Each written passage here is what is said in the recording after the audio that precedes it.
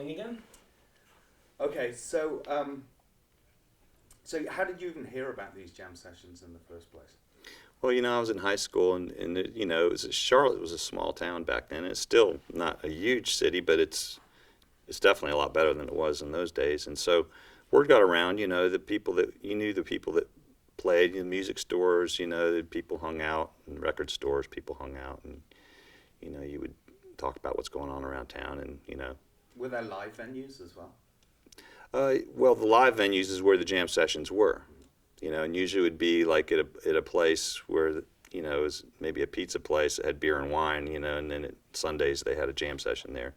For a while they had a thing at a place called Sinclair Cellar, and then another jam session over at, Bill Hanna played 5 nights a week at the Holiday Inn Lounge, but he did a lot of jazz, and mostly jazz there, so. And what kind of music was George into?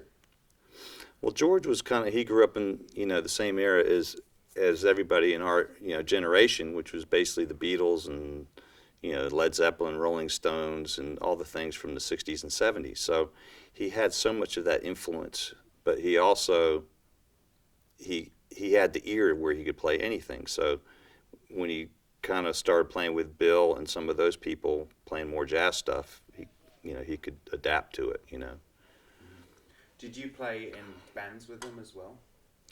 I didn't play in quote bands, but I played concerts with him in different shows and some sessions. First session I ever did was with George. We did a recording session for a textile company, and it was just background music for a corporate video. And he didn't even play guitar. I played guitar.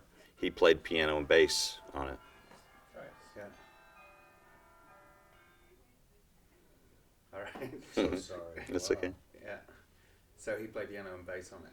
Yeah. So, and George, I was telling Rick, I mean, I really looked up to him. He was a mentor to me because he was older, so he was kind of a little bit farther ahead in the music business, and he was so creative. So it was a guy that you could look up to and aspire to, to want to be like, or to learn from. And he was so willing to help any other musicians, So he was always giving me ideas, and and I could bounce stuff off of him, and he would, hang out at his apartment, and we'd sit around and play and work on stuff, and just listening to his ideas and listening to his songs was very inspiring to me, as a young kid at 16. So I think I was 18 or 19 when the accident happened. So I only knew him for 3 years.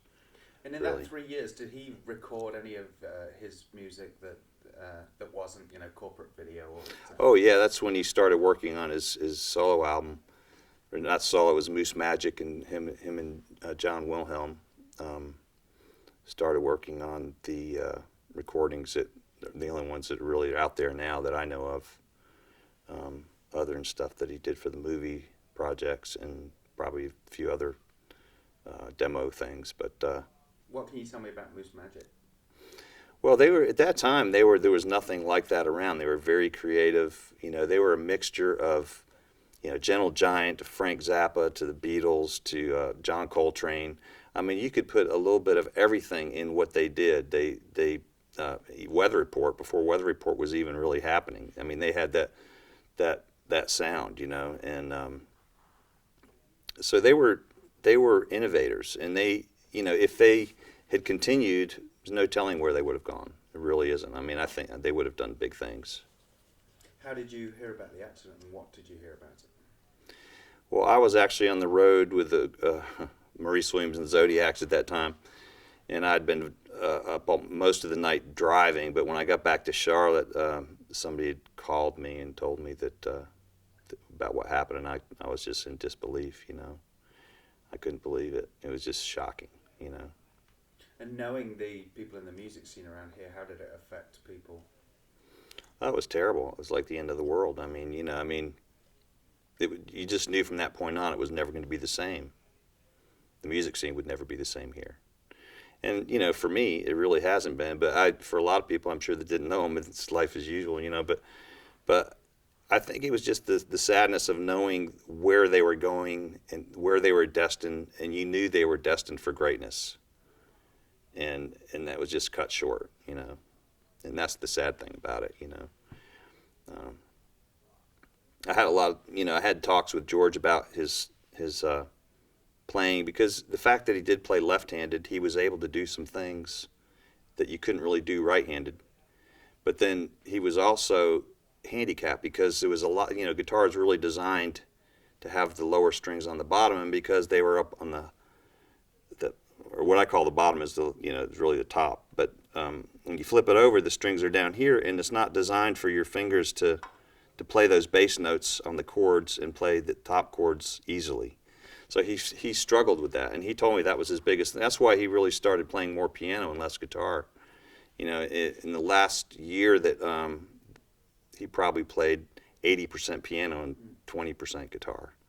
You know, just because it was difficult for him being, you know, upside down. When he did play, he had the advantage of first of all his great ear, but he could do things scale wise that were really easy left-handed that you couldn't do right-handed. So he had a little bit of an advantage on his solo lines, but disadvantage on his chords. Did he just pick up the piano later, or was he always playing the piano and the guitar?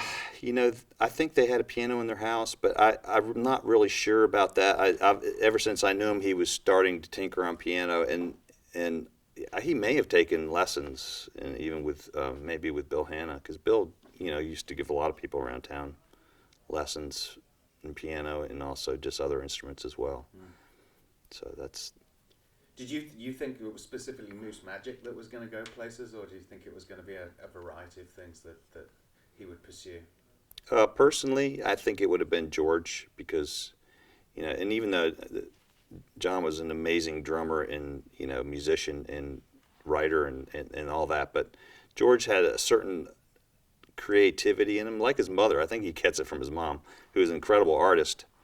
You know, Mary Todd Shaw, I think, you know, the way she brought him up, I think he just got that inventiveness and the creative, you know, side of him from his mom, and he would just go with it, you know. Mm-hmm. Did you know John well at all, or? Yeah, I knew John, but John was a little more reserved. You know, he wasn't like George was all over the place, bouncing off the walls. He was just a free spirit, you know. He played that way. When he played, when he went on a solo, you never knew where he was going to take you. I mean, he would start out and build it, and it would go, and it would just go on, and it would be very fluid, and he was that's the way he was as a person. And so he had the ability to do that, that's one thing that I think I got from him more than anything, you know, that was, you know, that I learned from him. You know, his ability to do that. It's not easy, but he made it look so simple. All right, that's great. Is there anything you want to say about the guitars we have in the back? That guitar there, well, the Barney Kessel is 1968, and the reason why George picked that guitar was because it had two cutaways. He could flip it over, and it wouldn't get in the way of his playing.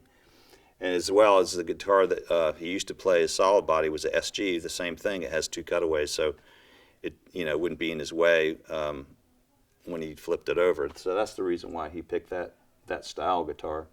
But you know, I remember seeing him play that guitar a lot, and I wound up getting that guitar from his mother.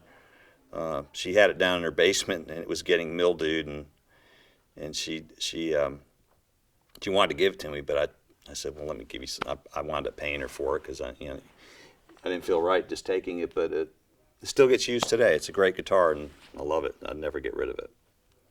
Cool, great. Yeah. You know, it's funny, when we spoke on the phone, you said one line that, I mean, so sort of captured it for me, and you were saying that, I mean, the line was that for a lot of people, the music world changed forever when George died. Well, I think, you know, George was a very big part of the music scene here, and he was the first guy to bring blacks and whites together, like I think he did. Like, you know, like there's been other people, but and Bill's been good about that too, but in a way that from our generation. And during the time that was like during the busing time, desegregation and all that, and it stopped, and there was riots going on in school, and he was the black musicians embraced him as much as the white musicians in this town. And I think he did a lot to bring everybody together through music. So when he died, it was kind of like, the catalyst for all that was all of a sudden not there anymore. Was that frowned upon at that time in the late 60s, early 70s here in Charlotte? It was not frowned upon, but it just, black musicians kept in their groups and the white musicians kept in their groups. And jazz, fortunately, was the type of music where you could bring both races together because naturally. And even so later with rock and funk, it's more and more. But at that time, people stayed on their side of the tracks, more or less, And, with this desegregation, too, that kind of forced people to be together more. And moving from New York, I was in high school during desegregation, and the first year they started it in 1970. And, being from New York, I didn't understand what was really going on because New York is, even though it's desegregated, it is segregated because the rich people live in their area and the poor people live in their area, so in a way it's still desegregated up there. But the thing that it seemed to be down here too was that a lot of people would riot just to get out of class. It was just like a good reason not have to sit in class. So I don't know if it was all racially motivated. I think a lot of it was just motivated as just to upset the whole school process. But George, it didn't bother him. He was like, if you're an awesome musician, let's play. Yeah. Yeah, he was a free spirit, and he was one that he wasn't really good about being on time. So he probably would show up to the gigs a little bit late. And